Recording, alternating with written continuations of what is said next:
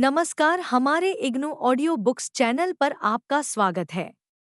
इंदिरा गांधी राष्ट्रीय मुक्त विश्वविद्यालय, school of translation studies and training, सॉट्स्ट। Master of arts, translation studies, maths, Hindi. Second year. MTT 020 अनुवाद प्रक्रिया। खंड 1 अनुवाद प्रक्रिया 1। इकाई 3 अनुवाद की सीमाएं और अनुवाद्यता। 3.0 उद्देश्य। इस पाठ्यक्रम की पिछली 2 इकाइयों में हमने अनुवाद प्रविधि और प्रक्रिया में विभिन्न अनुवाद सिद्धांतों तथा प्रक्रिया के आधार पर अनुवाद के वर्गीकरण पर विस्तृत चर्चा की। अनुवाद करते समय 2 भाषाओं, संस्कृतियों और विचारधाराओं के बीच जब अनुवादक संवाद अथवा कथ्यांतरण के उद्यम में प्रवृत्त होता है तो यह कार्य सहजता से संपन्न नहीं होता है। अनुवादक को समानार्थी पर्याय, समान सामाजिक सांस्कृतिक अभिव्यक्तियों और गृहीता या लक्ष्य पाठक वर्ग की सहजात प्रवृत्तियों के कारण बहुकोणीय प्रतिरोध का सामना करना पड़ता है। अतः अनुवादक को अपनी सीमाओं का एहसास होता है। यही सीमाएं अनुवाद्यता की स्थिति भी उत्पन्न करती हैं। इस इकाई में हम अनुवाद की सीमाओं पर चर्चा करेंगे। इससे यह स्पष्ट होगा कि अनुवादक के समक्ष सीमा बनकर किन-किन क्षेत्रों में कौन-कौन सी चुनौतियां आती हैं। इन चुनौतियों के उचित समाधान क्या हैं? कौन सी सीमाएं अनुवाद्यता के स्तर तक पहुंचकर विकराल रूप में सामने आती हैं? इन समस्याओं की आधार भूमि क्या है? आदि प्रश्नों के समाधान पर इस इकाई में अलग-अलग कोणों से विचार किया जाएगा। इस इकाई के अध्ययन के पश्चात आप जान सकेंगे कि अनुवाद करते हुए विषय के आधार पर सीमाएं जन्म लेती हैं, जो अनुवाद्यता की स्थिति उत्पन्न करती हैं। विषय वस्तु और विधा के स्तर पर अनुवाद करते हुए भाव, कला, विषय वस्तु एवं शैली दोनों को प्रधानता देना आवश्यक है। साहित्यानुवाद में शब्द चयन की समस्या का समाधान निकालना सरल नहीं है। सामाजिक सांस्कृतिक संदर्भों में किस प्रकार की सीमाएं अनुवाद कार्य को प्रभावित करती है? साहित्येतर सामग्री के अनुवाद में सीमाओं को पहचान की जा सकती है। लोकोक्ति तथा मुहावरे का अनुवाद किस स्तर पर अनुवाद्यता को जन्म देता है तथा भाषा की प्रकृति किस प्रकार सीमा बनकर सामने आती है और उससे अनुवादक कैसे मार्ग खोजकर स्पष्टता की ओर अग्रसर होता है। 3. एक प्रस्तावना। आप जानते हैं कि अनुवाद भाषिक दूरियों को कम करने एवं उनके मध्य स्पष्टता का सेतु तैयार करने वाला तत्व है। अनुवाद के माध्यम से भाषा विशेष में विद्यमान ज्ञान को सार्वजनिकता मिली है। अनुवाद एक ऐसा कर्म है जो भाव एवं कला दोनों धरातलों पर समन्वय पैदा करता है और भाषाओं में निकटता लाता है। क्या आप जानते हैं कि अनुवाद करते हुए अनुवाद का दायित्व क्या होता है? वह अनुवाद किस प्रकार करता है? उसके अनुवाद में कौन-कौन सी समस्याएं दिखलाई देती हैं? यदि विचार करें तो हमें ज्ञात होगा कि अनुवाद करते हुए अनुवादक का दायित्व कुछ-कुछ पुनःसृजन से जुड़ा होता है। प्रत्येक विषय की अपनी विशिष्ट दृष्टि एवं शैली होती है जिससे अनुवादक अपना संबंध स्थापित करता है। वह विषय का चयन करता है और विषय में निहित सामग्री के विविध रूपों का अध्ययन मनन करता है। मनन करने के पश्चात उन रूपों का प्रतिरूप लक्ष्य भाषा में अंतरित करता है। इस प्रक्रिया से गुजरते हुए उसे दोनों भाषाओं की संरचनाओं से जूझना पड़ता है। इसी संघर्ष में कई बार मूल पाठ की कई ऐसी अभिव्यक्तियां सामने आती हैं जिनका अनुवाद करना अगर असंभव नहीं तो जटिल अवश्य होता है। जब यही सीमाएं चुनौतियों का रूप ले लेती हैं, तो अनुवाद्यता की स्थिति को जन्म देती है। ऐसी स्थितियों से अनुवादक स्वयं को कैसे बाहर निकालता है, इस पर विचार करने की आवश्यकता है। इस इकाई में हम इन्हीं बातों की चर्चा विविध विषयों से उदाहरण लेते हुए करेंगे। 3.2 अनुवाद की सीमाएं और अनुवाद्यता। अर्थ एवं स्वरूप। कोई भी अनुवाद पूर्ण हो यह तय करना कठिन कार्य है क्योंकि किसी भी स्रोतभाषा का पाठ न तो आदर्श अनुवाद होता है और न ही अनअनुवाद्य अनुवाद की स्थिति में भाषापरक और सामाजिक सांस्कृतिक सीमाएं सामने आती हैं। ब्रिटिश विद्वान कैटफर्ड ने भी अनुवाद की दो प्रकार की सीमाएं बताई हैं, पहली भाषापरक और दूसरी सामाजिक सांस्कृतिक। एक अन्य विद्वान पोपोविच ने कहा है कि स्रोत भाषा और लक्ष्य भाषा की भिन्न संरचनाओं के कारण भाषापरक सीमा का हल तो निकल सकता है, किंतु सामाजिक सांस्कृतिक सीमाएं जटिल होती हैं। ये सीमाएं वास्तव में भाषाई संरचनाओं के साथ गुत्थी होती हैं, इसलिए इनका विवेचन एक दूसरे को ध्यान में रखकर किया जाना चाहिए। कृष्ण कुमार गोस्वामी ने कैटफोर्ड और पोपोविच के विवेचन को ध्यान में रखते हुए इन दोनों सीमाओं के अतिरिक्त एक तीसरी सीमा भी बताई है, और वह है पाठ प्रकृतिपरक। अतः अनुवाद की सीमाओं पर चर्चा करते हुए भाषापरक सीमा, सामाजिक सांस्कृतिक सीमा और पाठ प्रकृतिपरक सीमा पर चर्चा की जाएगी। 3 फरवरी 2001 अनुवाद की सीमाएं। अर्थ एवं स्वरूप। अनुवाद एक श्रमसाध्य कला है। इस कला की पूर्णता में अनेक बाधाएं आती हैं। इन्हीं बाधाओं को सीमा कहा जाता है। वस्तुतः सीमा, लिमिटेशन, से तात्पर्य अनुवाद की प्रक्रिया में आने वाली चुनौतियों से है। जब अनुवाद कार्य किया जाता है तो काव्य की पूर्णता एक विशिष्ट सुगमता तो बनाती है, पर साथ ही कुछ विघ्न बनकर सामने भी आती है। कुछ आयाम मार्ग को सुगम बनाते हैं, तो कुछ जटिल प्रश्न बनकर सामने आते हैं। विघ्न या चुनौती बनकर खड़े होने वाले आयाम सीमा कहलाते हैं। अनुवादक इन सीमाओं के स्वरूप को ध्यान में रखते हुए इनके निराकरण का प्रयास भी करता है। 3.2 दो अनुवाद्यता अर्थ एवं स्वरूप। अनुवाद की सीमाएं दो रूपों में सामने आती हैं। पहली सामाजिक सांस्कृतिक संदर्भों के अनुरूप चुनौती बनकर सामने खड़ी हो जाती है। दूसरी स्थिति इसी समस्या का विस्तारित रूप है, जिसका समाधान न मिल पाने के कारण अनुवाद्यता की स्थिति उत्पन्न होती है। अनुवाद्यता से अभिप्राय अनुदित हो सकने की स्थिति या संभावना से। वास्तव में अनुवाद समतुल्यता स्थापित हो जाने की वास्तविक और संभाव्य स्थिति अनुवादकता है। यहाँ मूल की स्थिति या प्रभाव इतना अधिक होता है कि उसके समतुल्य हमें कुछ मिल ही नहीं पाता। यहाँ हम यह भी कह सकते हैं कि मूल पाठ की विषय वस्तु को तथा उसके भाषिक सौंदर्य को हम चाहकर भी लक्ष्य पाठ हेतु अपने अनुवाद में बदल नहीं सकते। वस्तुतः यहाँ अनुवाद विषय पाठ की भी चुनौतीपूर्ण सीमा होती है, केवल अनुवादक की ही नहीं। अनुवाद्य या अनुवाद्यता शब्द अन और अनुवाद्य के संयोग से बना है, जिसका अर्थ है जो अनुदित न हो सके। अर्थात स्रोत पाठ और लक्ष्य पाठ में सामाजिक सांस्कृतिक, भाषिक और पाठ प्रयुक्तिपरक अभिव्यक्तियों के लिए समानार्थी उपलब्ध न हो। इसके अतिरिक्त अनुदित पाठ का पाठक मूल पाठ की संवेदना संकल्पना और उसकी अर्थवत्ता को ग्रहण कर ही न पाए, ऐसी स्थितियां सकल रूप में अनुवाद्यता की स्थिति कहलाती हैं। अतः यह स्पष्ट है कि सीमा एवं अनुवाद्यता लगभग एक ही संकल्पना के दो रूप हैं, जिनका अंतर उनकी प्रक्रिया से संबंधित है। अनुवाद विषय पर आधारित होता है। अनुवाद कर्म का प्रयोजन क्षेत्र विशाल है, यह सार्वभौम है तथा साहित्य से प्रशासन तथा सामाजिक सांस्कृतिक प्रयुक्तियों से मीडिया तक अनेक विषयों एवं रूपों में दिखलाई देता है। विषय के अनुरूप ही अनुवाद के समक्ष सीमाएं एवं चुनौतियां आती हैं। अतः अनुवाद की सीमाओं की चर्चा हम उदाहरण सहित विविध विषयों के अनुरूप अलग अलग करेंगे। अनुवाद के विभिन्न क्षेत्रों और उसके प्रकारों के आधार पर सीमाओं और अनुवाद्यता की स्थितियों को देखा परखा जा सकता है। अधिकतर अनुवाद विचारकों ने अनुवाद्यता को विषय वस्तु की विधा यथा भाषिक स्तर, साहित्यिक स्तर, सांस्कृतिक सामाजिक स्तर, भाषा की प्रकृति स्तर तथा पाठ प्रकृति के स्तर पर देखा है।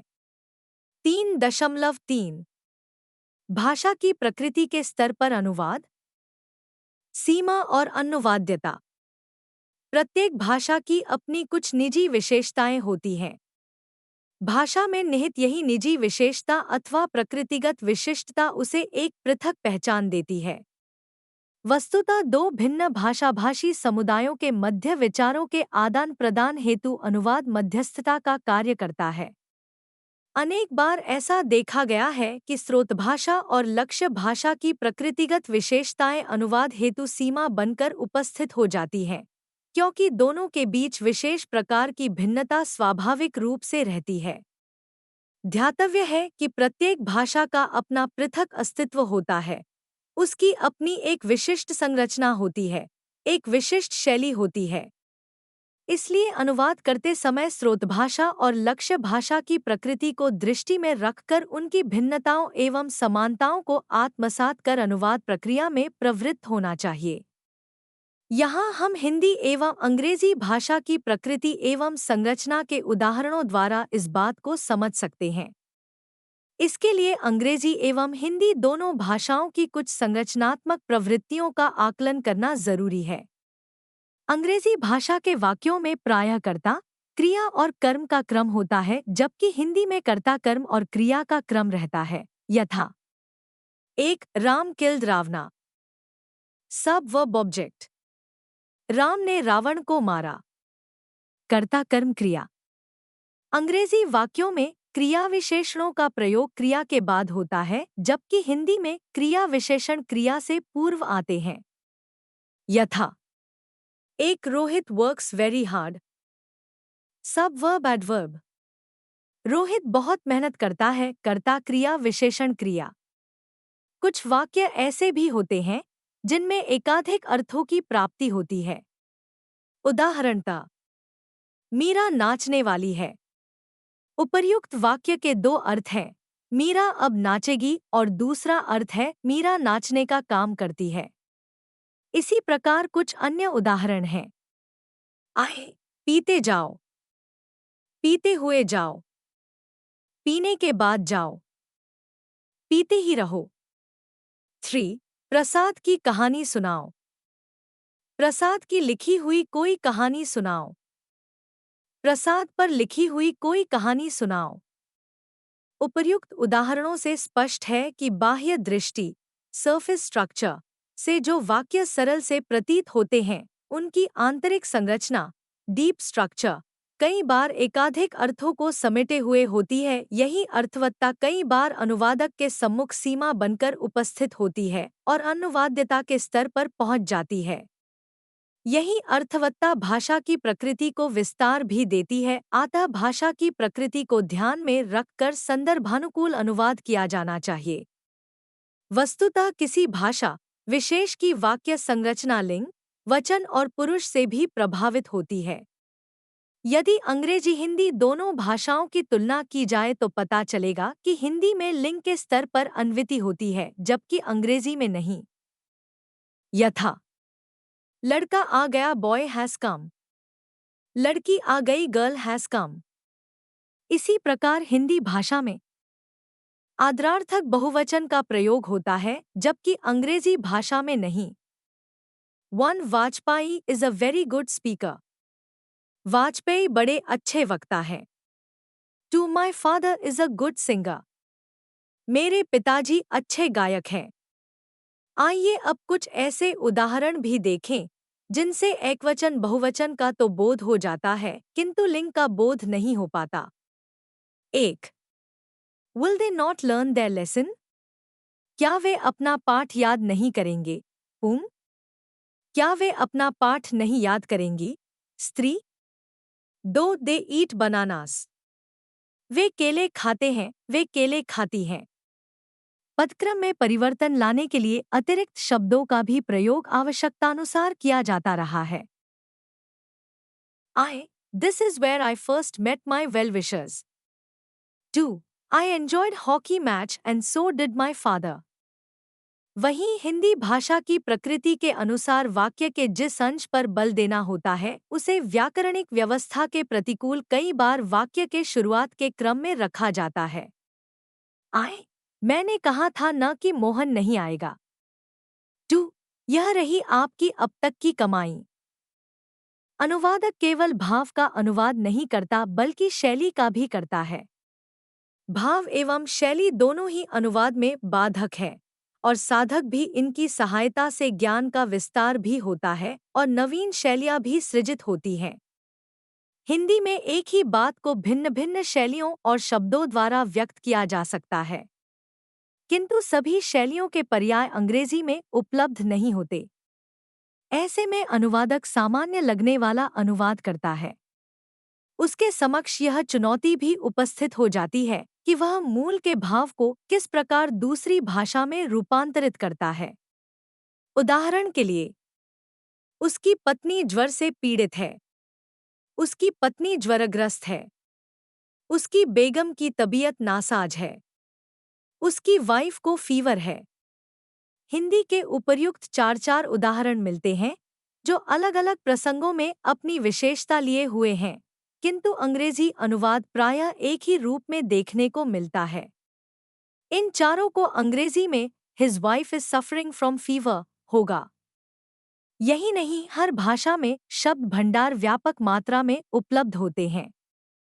हिंदी शब्दों के पर्याय रूप एक ही अर्थ के द्योतक होने के बाद भी विविध अर्थवत्ता समेटे रहते हैं, यथा कोमल, मृदु, मुलायम, नाजुक, नरम आदि।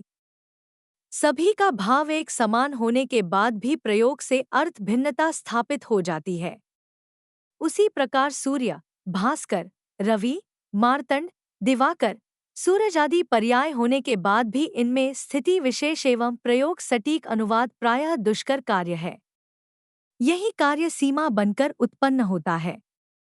अतः स्पष्ट है कि भाषा की प्रकृति से उत्पन्न व्याकरणिक कोशगत रूपों का पूर्णतया सटीक अनुवाद संभव नहीं, किंतु मूल भाव का अंतरण संभव है। अतः सीमाओं के अतिक्रमण से बचते हुए संप्रेषणीय अनुवाद की ओर बढ़ना श्रेयस्कर होगा। 3.4 सामाजिक सांस्कृतिक संदर्भों का अनुवाद। सीमाएं और अनुवाद्यता।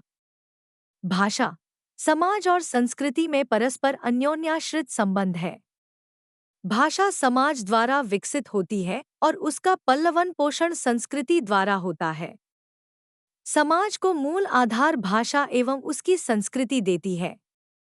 संस्कृति समाज द्वारा पहचान प्राप्त करती है तथा भाषा द्वारा प्रचारित होती है। अनुवाद भाषाओं के मध्य सहजता का प्रतिरूप है। अतः अनुवाद के संदर्भ में भाषा के साथ साथ समाज एवं संस्कृति का भी महत्व है। अनुवाद के विचारकों ने भी दो प्रकार की अनुवाद्यता की चर्चा की है, भाषिक और सांस्कृतिक।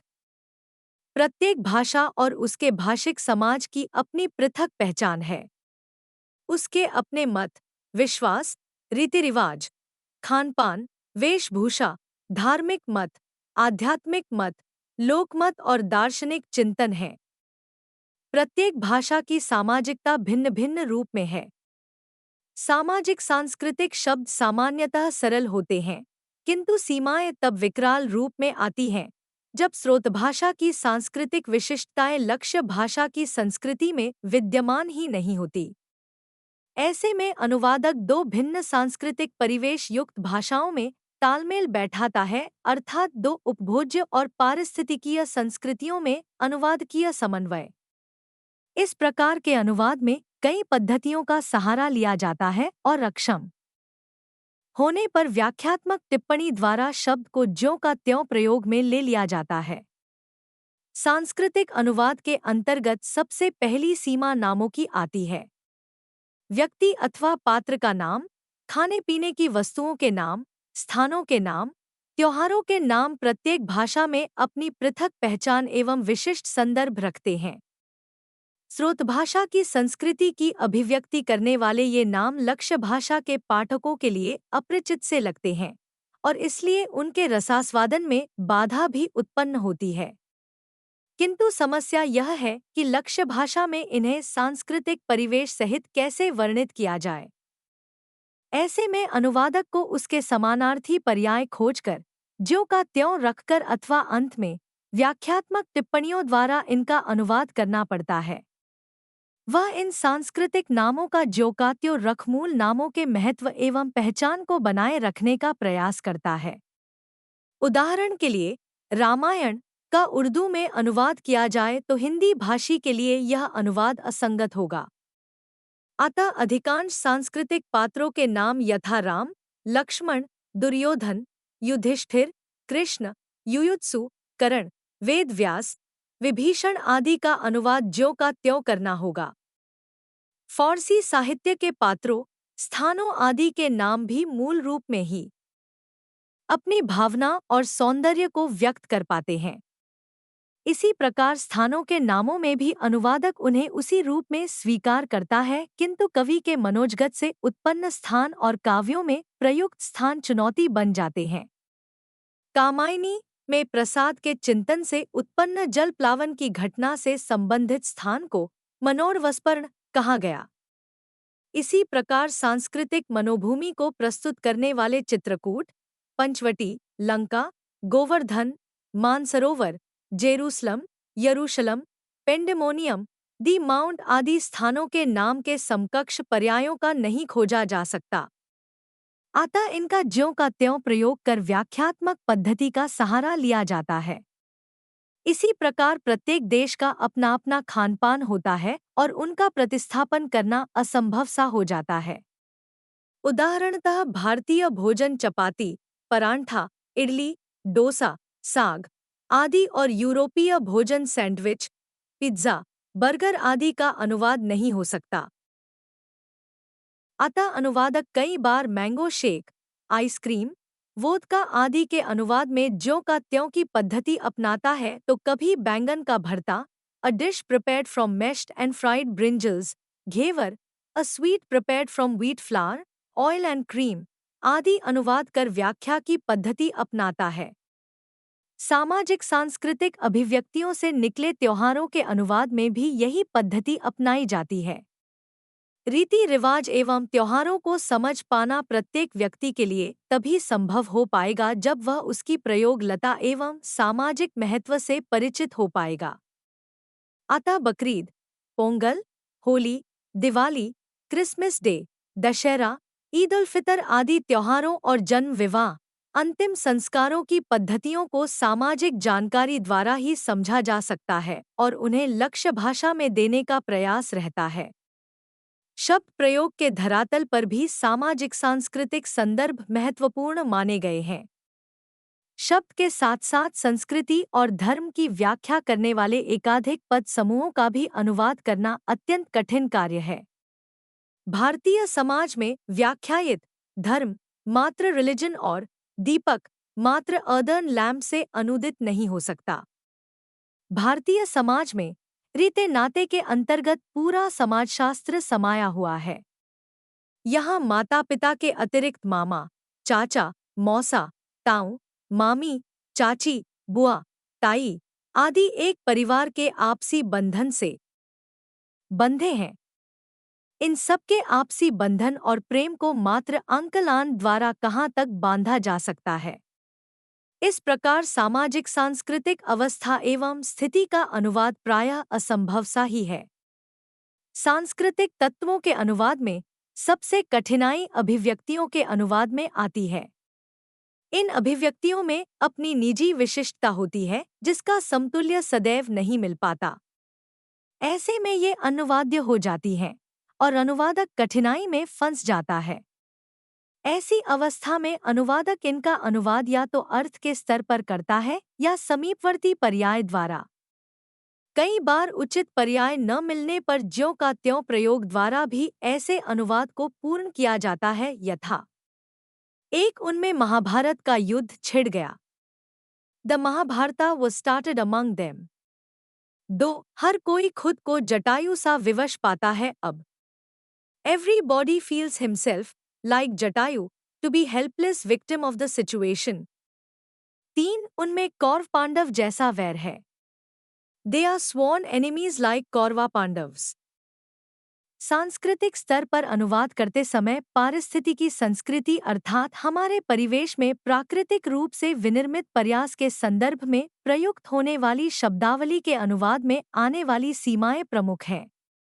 इसमें मिट्टी, वायु तथा जल के विभिन्न घटकों से विनिर्मित वृक्षों, स्थलों, उत्पादों के नाम अलग अलग परिस्थिति की परिक्षेत्र में अलग अलग मिलते हैं। पेड़ पौधों, पशु पक्षियों की असंख्य प्रजातियों तथा उनके व्यवहार को बताने वाली अभिव्यक्तियों के अनुवाद में भी काफी सीमाएं सामने आती हैं। 3.4 एक लोकोक्ति मुहावरों का अनुवाद। भाषा भावों की अभिव्यक्ति का सशक्त माध्यम है। भाषा का रूप जहाँ एक ओर सामान्य एवं सरल माना गया है, वहीं दूसरी ओर भाषा सामाजिक धरातल पर व्यंग्यात्मक एवं लाक्षणिक रूपों से भी परिपूर्ण हो जाती है। सामाजिक सांस्कृतिक स्थल पर लोकोक्तियां एवं मुहावरे ऐसी भाषिक संरचनाएं हैं जिनमें किसी स्थल विशेष की परंपराएं, संस्कार अथवा आचार विचार प्रभावित होते रहते हैं। वस्तुतः मुहावरे लोकोक्तियों का मूल स्रोत देश अथवा भाषा की संस्कृति ही होती है। लोकोक्ति एवं मुहावरे में भाषा विशेष की सामाजिक सांस्कृतिक परंपराएं निहित होती हैं। लोकोक्ति एवं मुहावरे लोक कल्पना से रंगी अभिव्यक्तियां हैं जिनसे लोकानुभव विकसित होता है तथा भाषा में चमत्कार तथा सौंदर्य उत्पन्न होता है। मुहावरे जहां एक और भाषा की संरचना शक्ति का प्राण है, वहीं लोकोक्तियां उस भाषा की संस्कृति की पहचान है। अतः एक भाषा से दूसरी भाषा में लोकोक्तियों और मुहावरों का सही संप्रेषण जितना महत्वपूर्ण है, उतना ही कठिन भी है। ऐसे में अनुवादक के समकक्ष कई कठिनाइयां उपस्थित हो जाती हैं।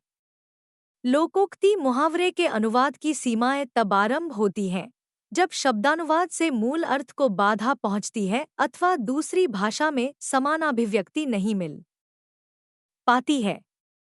उदाहरण के लिए, इट इज हिज हर्क्यूलियन टास्क का यदि अनुवाद करना हो तो यह बात स्पष्ट ही है, हर्क्यूलियन हिंदी भाषी के लिए अपरिचित है।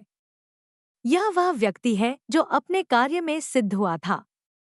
अतः यह मुहावरा सिद्धि को प्रकट करता है तथा प्रत्येक हिंदी भाषी जानता है कि भगीरथ भी अपने मनोरथ में सिद्ध हुआ था। अतः उपर्युक्त मुहावरे का अनुवाद उसका भागीरथी प्रयास होता है। इस प्रकार सांस्कृतिक अंतर आने पर अर्थाभिव्यक्ति में अंतर हो जाता है। इस प्रकार के कुछ अन्य उदाहरण मिल जाते हैं। 1. Barking dogs seldom bite. जो गरजते हैं वे बरसते नहीं। 2. Every potter praises his own pots. अपनी दही को कौन खट्टा कहता है। 3. It is a cock and bull story. यह बेसिर पैर की बात है। लोकोक्ति मुहावरों के भावानुवाद की पद्धति भी यदाकदा पूर्ण अर्थ ध्वनित करने में अक्षम होती है। इसका मुख्य कारण सामाजिक, सांस्कृतिक, धार्मिक संदर्भ होते हैं। दोनों भाषाओं के संदर्भ की दूरी इतनी अधिक होती है कि उनकी अर्थ छवियां अनूदित नहीं की जा सकती। ऐसे में अनुवादक मूकसा हो जाता है और अनुवाद्यता की स्थिति से उबरने के लिए उन्हें यथावत रूप में व्यक्त कर पाद टिप्पणी का सहारा लेकर अपने दायित्व को पूर्ण करता है। हिंदी में ऐसे अनेक संस्कृति आधारयुक्त मुहावरे हैं जिनका अंग्रेजी में सटीक अनुवाद संभव नहीं। यथा गंगा नहाना, श्री गणेश करना, हाथ पीले करना, चूल्हा चौका करना, सदा सुहागन रहना आदि जिनके समानार्थक मिलना संभव नहीं होता, अतः इनका शब्दानुवाद या भावानुवाद नहीं किया जा सकता है। इन्हें स्पष्ट करने के लिए कई बार व्याख्यात्मक टिप्पणियों का सहारा लेना पड़ता है। 3.4 दो अनुवाद की स्थानीय परक सीमाएं। प्रत्येक क्षेत्र, राज्य, देश और भौगोलिक द्वीप की अपनी विशिष्ट संस्कृति, भाषा, रीति रिवाज तथा प्रचलन होते हैं। इन सभी व्यवहारों को व्यक्त करने की अपनी रीतिनीति और भाषिक प्रयुक्तियां होती हैं।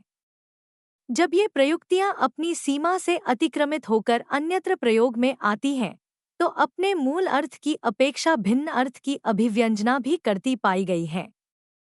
बहुसांस्कृतिक और बहुभाषिक देशों में विशिष्ट अभिव्यक्तियों के संदर्भ में भारत का ही उदाहरण ले तो यहाँ अनेक भाषाएं प्रचलन में हैं, भले ही कुछ में लिखित साहित्य नहीं है अथवा वे सरकारी स्तर अधिसूचित न हो, तथापि वे जनव्यवहार में हैं। इनमें अपनी अपनी आंचलिकता के अनुसार संकल्पनात्मक विशिष्टियों के प्रयोग मिलते हैं। इनका अनुवाद करना लिए सरल नहीं होता है। वेशभूषा संबंधी शब्द नितांत देशीय होते हैं, क्योंकि वस्त्र मौसम की प्रकृति के अनुसार ओढ़े पहने जाते हैं। फिरन कश्मीरी का एक लंबा ओवरकोट है और पोच्यू महिलाओं द्वारा पहना जाने वाला ऊनी कोटनुमा हल्का फुल्का वस्त्र। लोई एक ऊनी सूती चद्दर होती है, परंतु हिमाचल के बर्फीले क्षेत्रों में एक लंबे ऊनी ओवरकोट को भी लोई कहा जाता है। एक अंतर्राष्ट्रीय स्तर पर भी बहुभाषिकता के कारण विभिन्न भाषिक सांस्कृतिक पृष्ठभूमि के लोग अपनी अपनी भाषाओं का प्रयोग करते हैं। अमेरिका में गैस का अर्थ पेट्रोल है, जबकि भारत में गैस किसी भी तरल के गैसीय रूप को कहा जाता है। इसी प्रकार सर्जेंट शेरिफ का तात्पर्य पुलिस ऑफिसर से है और एजेंट का मतलब सीक्रेट पुलिस से होता है। ऑस्ट्रेलिया में रेल रोड से तात्पर्य सड़क पर मल्टी बॉगी व्हीकल अर्थात 2-3 बड़े ट्रकों को इकट्ठे मिलाकर एक ट्रक से है। कार के लिए ऑटोमोबाइल तथा सेंट्रल के लिए फेडरल आदि शब्दों के प्रयोग देखे जाते हैं। इस प्रकार अनुवाद प्रक्रिया में अनुवादक को क्षेत्रीयता और स्थानीयपरक अभिव्यक्तियों की सीमाओं से दो चार होना पड़ता है। अनुवाद विज्ञान के सुप्रसिद्ध विद्वान जॉर्ज मोनिन का कथन संभवतः इस सारी अनुवाद्यता संबंधी चर्चा को कुछ यूं समेटता प्रतीत होता है। एक, व्यक्तिगत अनुभव नितांत निजी होने से अनुवाद्य होते हैं। 2, सैद्धांतिक रूप में स्रोत और लक्ष्य भाषा दोनों भाषाओं की बुनियादी इकाइयां विशिष्ट एवं अतुलनीय होती हैं। 3, दोनों भाषाओं के बोलने और सुनने तथा लेखक और अनुवादक की अपनी अपनी स्थितियों का यदि सही जायजा लिया जाए तभी आपसी संवाद संभव है। इसी संदर्भ में अनुवाद विज्ञानी कृष्ण कुमार गोस्वामी ने भी कहा है कि अनुवाद में स्रोत भाषा की सूचनाओं का लक्ष्य भाषा में न्यूनानुवाद या अधि अनुवाद, अंडर ट्रांसलेशन और ओवर ट्रांसलेशन हो जाना स्वाभाविक है। कभी कभी तो अशुद्ध अनुवाद, मिसट्रांसलेशन भी हो जाता है। अतः अनुवाद्यता और सीमाओं के कारण अनुवाद को पूर्ण अनुवाद की संज्ञा नहीं दी जा सकती। 3.5 पाठ की प्रकृति के स्तर पर अनुवाद, सीमाएं एवं अनुवाद्यता। प्रत्येक लिखित पाठ साहित्य नहीं होता। यह सर्जनात्मक होता है तो प्रयोजनपरक एवं प्रकार्यात्मक भी हो सकता है। स्रोत भाषा की सामग्री को जब अनुवादक लक्ष्य भाषा में अंतरित करने की प्रक्रिया की ओर उन्मुख होता है तो सर्वप्रथम वह स्रोत पाठ की मूल प्रकृति अर्थात पाठ का संबंध किस विषय या क्षेत्र से है, यह देखता है। साथ ही यह भी देखना अपरिहार्य हो जाता है कि पाठ की सामग्री का संबंध किस विधा से है, यह साहित्यिक है अथवा साहित्येतर। यदि साहित्यिक है तो कविता, कहानी, नाटक, उपन्यास, समीक्षा, निबंध, रेखाचित्र, संस्मरण, जीवनी, डायरी और अन्य हो सकता है।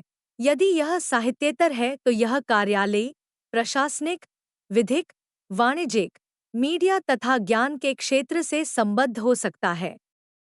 इस प्रकार विषय वस्तु और कथागत विधाओं की अनेकता तथा विधा क्षेत्र विशेष की सामग्री विधान की विशिष्टियों के कारण अनुवादक को अर्थांतरण में अनेक सीमाओं एवं चुनौतियों का सामना करना पड़ सकता है। यहाँ हम साहित्य की विषय वस्तु और विधाओं के आधार पर सर्जनात्मक साहित्य जिसमें भाव, विचार तथ्य मूर्त न होकर सूक्ष्म और तात्विक होते हैं, उसके अनुवाद में आने वाली चुनौतियों पर चर्चा करेंगे। कार्यालय साहित्य में आने वाली अनुवाद्यता संबंधी सीमाओं पर अपना ध्यान यहाँ केंद्रित करना संगत होगा।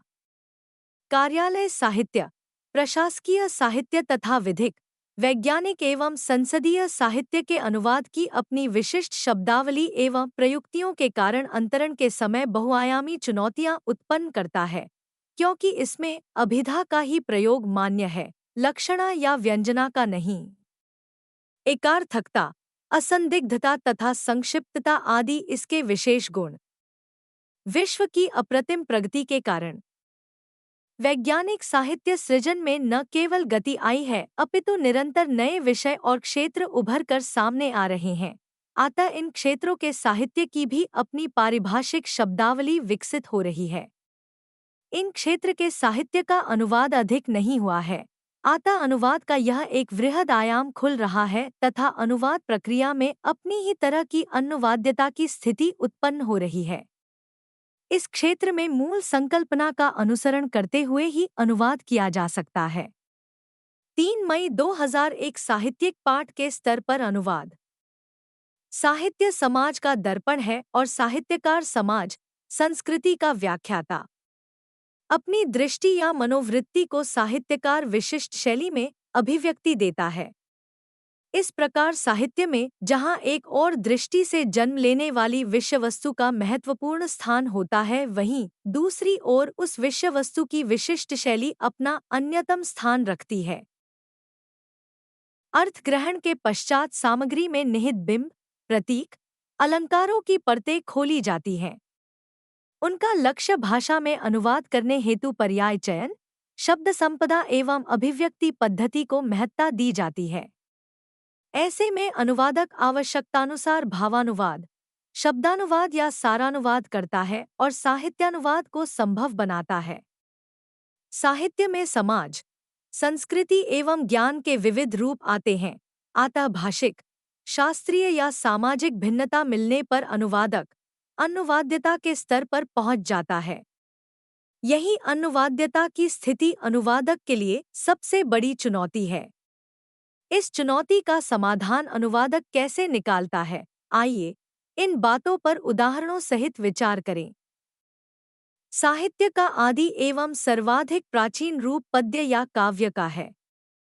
काव्यानुवाद सबसे कठिन, श्रमसाध्य एवं लगभग असंभव सा दिखने वाला कार्य है।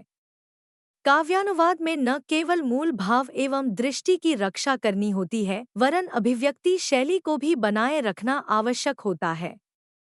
काव्य में सबसे पहली सीमा पर्याय चयन से संबंधित है। कवि के मूल भाव तक तो पहुंचा जा सकता है, किंतु उसी मूल भाव को उसी आकर्षण के साथ एवं प्रभावशील रूप में प्रकट कर पाना कठिन है। विशेषकर यदि रीतिकाल के कवियों का उदाहरण लिया जाए तो उन्होंने दोहे में अनेक प्रकार के भावों को प्रकट कर अनुवादक के समक्ष कई कठिनाइयां पैदा की हैं।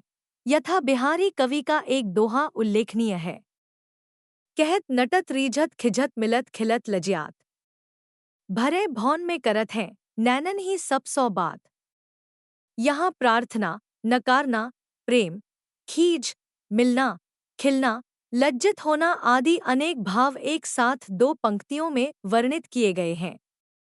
ऐसे भावों को दो ही पंक्तियों में उचित पर्याय द्वारा वर्णित नहीं किया जा सकता, किंतु फिर भी सोमनाथ जैसे कवियों ने संस्कृत के ग्रंथों का काव्यानुवाद कर उस भाव गरिमा की भी रक्षा की है।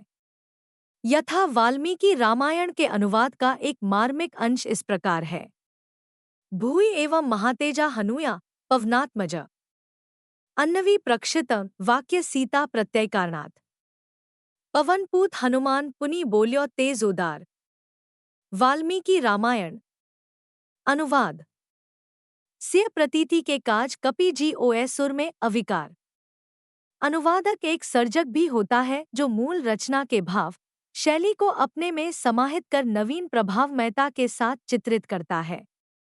उमर खयाम की रुबाइयाँ इसका स्पष्ट उदाहरण हैं, जिनका अंग्रेजी एवं हिंदी दोनों भाषाओं में अर्थ, भाव एवं शैली पर अनुवाद हुआ। आमर सहर निदा जे मैखानेमा के रिंद खराबाती व दीवानेमा बरखेज की पुरकुनेम पैमाना जे मैं जा पेश की पुरकुनत पैमानाएमा। Dreaming when dawn's left hand has in the sky. I heard a voice within the tavern cry, awake, my little ones, and fill the cup before life's liquor in its cup be dry. वाम कनक करने उषा के, जब पहला प्रकाश डाला, सुना स्वप्न में मैंने सहसा। गूंज उठी यो मधुशाला, उठो उठो ओ मेरे बच्चों, पात्र भरो न विलंब करो। सूख न जावे जीवन हाला, रह जावे रीता प्याला। अंग्रेजी अनुवाद। हिंदी अनुवाद। कवि या साहित्यकार वस्तुतः अपनी कविता द्वारा लाक्षणिकता एवं व्यंग्यात्मकता को भी प्रकट करता है। अनुवादक उसी भावभूमि पर पहुंचकर उचित शैली एवं काव्यात्मकता द्वारा व्यंग्यात्मकता को वर्णित करता है। अनुवादक यहाँ शब्दानुवाद न कर लाक्षणिक प्रयोग अथवा व्यंग्यात्मकता की रक्षा करते हुए सटीक अनुवाद करे, अन्यथा कलात्मकता नष्ट होगी और गलत अनुवाद होगा। अतः साहित्य स्तर पर विशेष ध्यान की आवश्यकता है। काव्य में लय के साथ साथ बिंब, कल्पना, रस आदि का भी प्रयोग होता है। यही कारण है कि काव्य से सहृदय शीघ्र आकर्षित एवं प्रभावित होता है। अतः काव्यानुवाद करते हुए उपर्युक्त तत्वों की रक्षा करना आवश्यक है। प्रत्येक कवि की कल्पना बिंबात्मकता का मूलाधार उसकी दृष्टि होती है। यह दृष्टि कवि विशेष के समाज में प्रचलित रूढ़ियों पर आधारित होती है। इसी दृष्टि के आधार पर वह सौंदर्य, मधुरता आदि को अनुभव करता है। चूंकि लक्ष्य भाषा और स्रोतभाषा का सांस्कृतिक सामाजिक दार्शनिक परिवेश पूर्णतया भिन्न होता है, अतः ऐसे में काव्य विशेष में प्रयुक्त अलंकारों का अनुवाद अनुवादक के समक्ष चुनौती बनकर खड़ा हो जाता है। भारतीय परंपरा में अलंकारों का प्रयोग करते हुए चरणों की कोमलता की तुलना कमल से की गई है, किंतु यह आवश्यक नहीं कि अंग्रेजी, जर्मनी, रूसी आदि भाषाओं में भी कमल को कोमलता का ही सूचक माना जाए। ऐसे में अनुवादक यदि शब्दानुवाद करता है तो वह असंगत अनुवाद होगा, जबकि छायानुवाद एवं भावानुवाद करने पर यह सीमाओं का अतिक्रमण कर सकता है। अलंकारों के अंतर्गत शब्दालंकारों का अनुवाद सबसे कठिन एवं दुस्साध्य माना गया है। यथा कुछ उदाहरण इस प्रकार हैं। 1. हरि बोलियो, हरि ने सुन्यो। हरि गयो, हरि के पास। हरि कूद्यो, हरि मिल्यो। हरि हो गयो उदास। 2. कनक कनक ते 100 गुनी मादकता अधिकाय। उपर्युक्त उदाहरणों में से पहले उदाहरण में हरि शब्द एक है, परंतु उसके 7 भिन्न भिन्न अर्थ हैं, जिससे एक विशेष प्रकार का आकर्षण उत्पन्न हो रहा है। दूसरे उदाहरण में कनक के 2 अर्थ है, सोना और धतूरा। इन दोनों का अनुवाद किया जाए तो वह प्रभाव दूसरी भाषा में उत्पन्न करना असंभव है, क्योंकि हर भाषा के शब्द भंडार एवं वर्ण योजना भिन्न होती है। ऐसे में अनुवादक या तो व्याख्यात्मक पद्धति का सहारा लेकर भावानुवाद करता है, अथवा इस असंभव से दिखने वाले अनुवाद का शब्दानुवाद कर गलत अनुवाद को जन्म देता है। इसके अतिरिक्त उपमा अलंकारों का अनुवाद करने की भी कोशिश की गई है। यथा कोमल सी आवाज, फूल सा चेहरा, हिरणी सी चाल, झील सी आंखें का अंग्रेजी में क्रमश voice like a nightingale's melody, face like a flower, gait like a deer, eyes like a lake आदि रूप में देखने को मिलता है। कविता में भाव या रस को प्रधानता दी जाती है। रस से लय या ध्वनि उत्पन्न होती है। यही ध्वनि पाठक वर्ग को आकर्षित करती है और मूल भाव को ग्रहण करने के लिए बाध्य करती है। अतः अनुवादक के समक्ष रस, लय और मूल भाव का सामंजस्य बिठाकर अनुवाद करना चुनौती बन जाता है। मूल रचना में कवि ने जिस भाव विशेष पर बल दिया हो, वह अनुवाद में भी अवतरित होना चाहिए। मूल रचना में श्रृंगार, शोक, करुणा, वीर, घृणा आदि भावों का संयोजन हो सकता है। अनुवादक को भी ऐसे ही भावों का निरूपण करना चाहिए, अन्यथा अनुवाद असफल ही कहा जाएगा। इन भावों के संप्रेषण हेतु कवि अभिधा, लक्षणा एवं व्यंजना शब्दशक्तियों का आवश्यकतानुरूप आश्रय लेता है।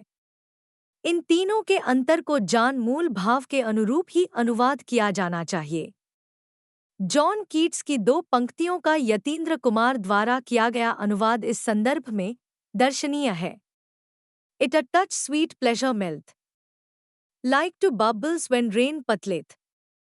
आनंद मधुर तो गल जाता छूने से, पानी में जाते फूट बगुले जैसा।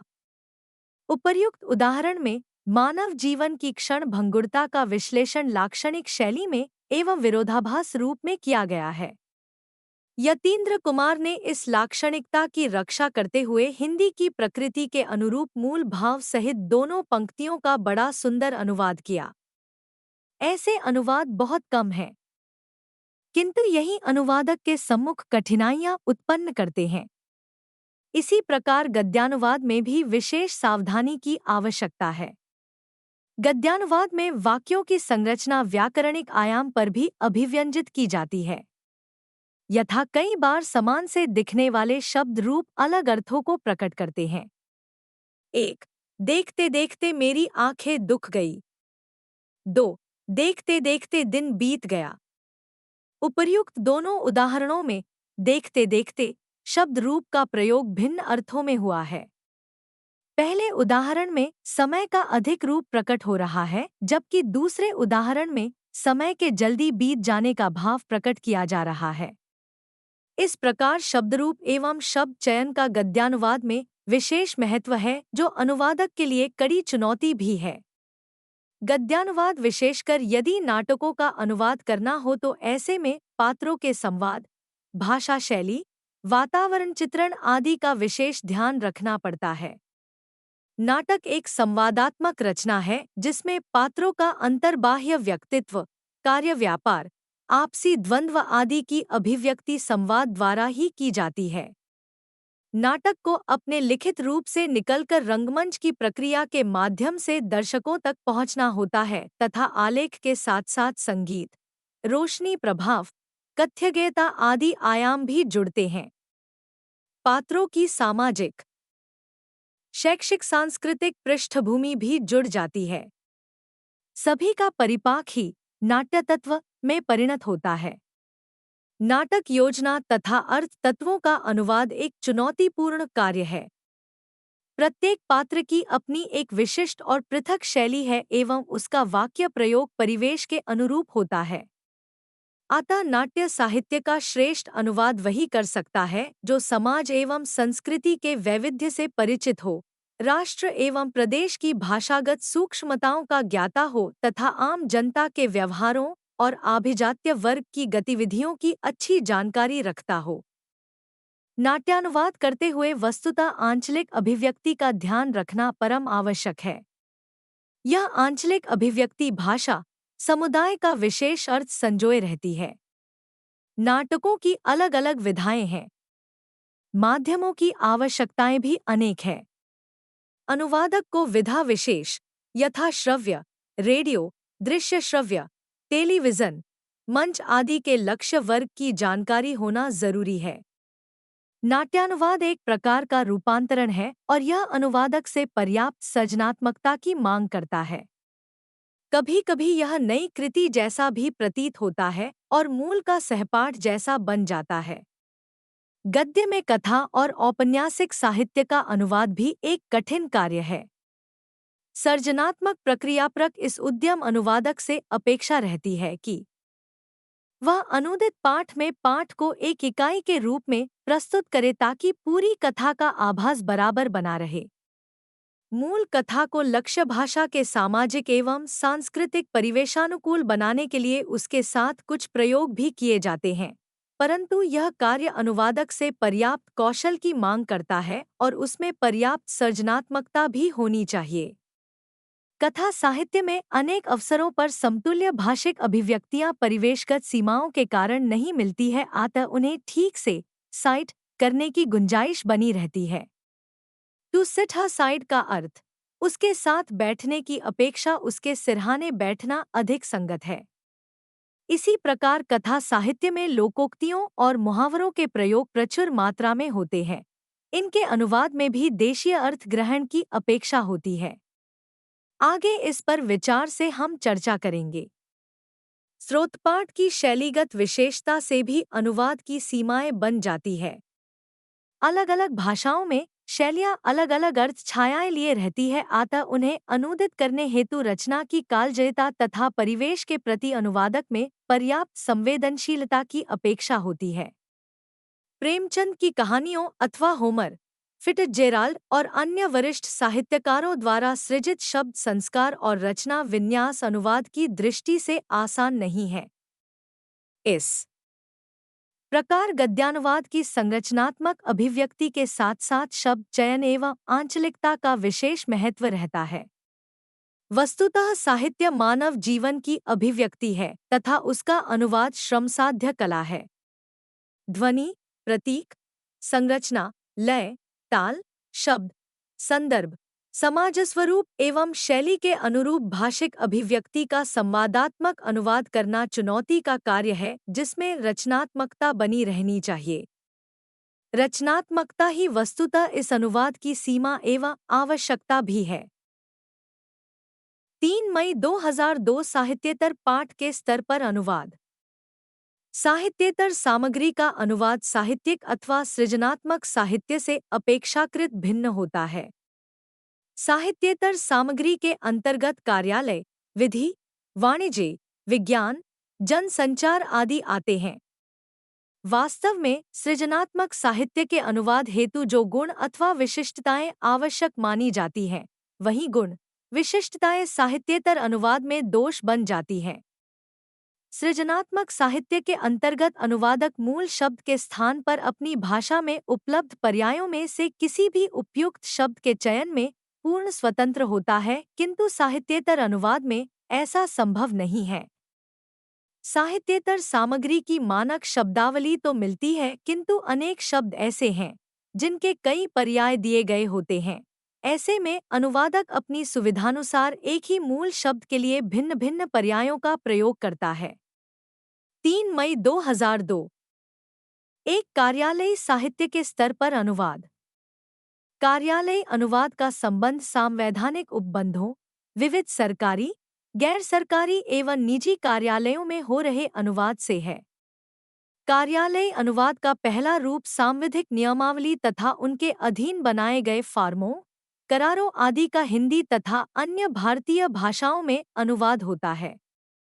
वहीं दूसरी ओर भारत सरकार की न्याय व्यवस्था से संबंधित साहित्य को छोड़कर शेष जितनी विधितर स्थायी सामग्री है उसके अनुवाद को असांविधिक अनुवाद के अंतर्गत लिया जाता है।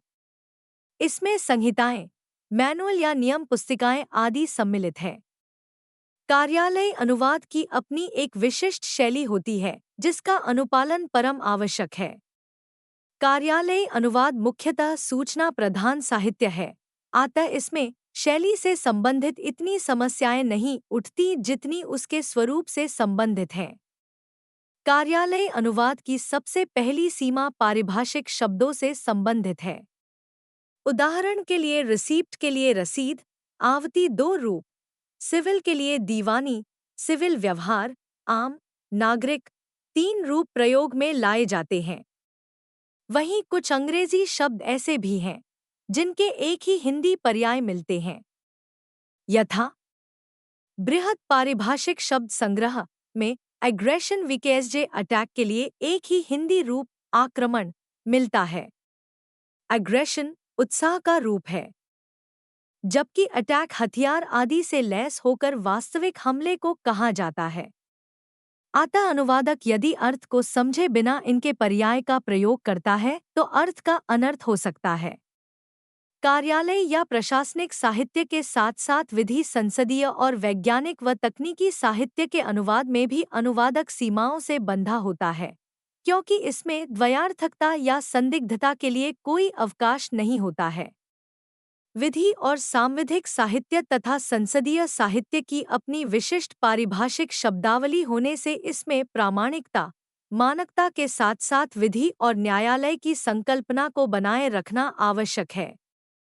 संसदीय साहित्य का संबंध कार्यपालिका और न्यायपालिका दोनों से होता है। साथ ही इसका संबंध आम जन से भी होता है। तकनीकी साहित्य होने के कारण इसके अनुवाद में अलग अलग समतुल्य का प्रयोग नहीं किया जा सकता। कोरम, रिपोर्ट, कंपनी, लॉबी आदि तकनीकी शब्दों के अन्य समतुल्यों नहीं है।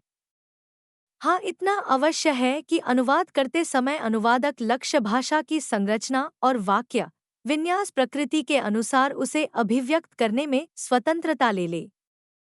कार्यालयीन भाषा का प्रयोग जनसामान्य के लिए भी होने से इसकी जनोपयोगी एवं जनसुलभ शैली का होना वांछित है, परंतु एकरूपता, मानकता और सर्वस्वीकृतता आदि पक्षों की अनदेखी नहीं की जा सकती है। 3.5.2.2 मीडिया साहित्य के स्तर पर अनुवाद।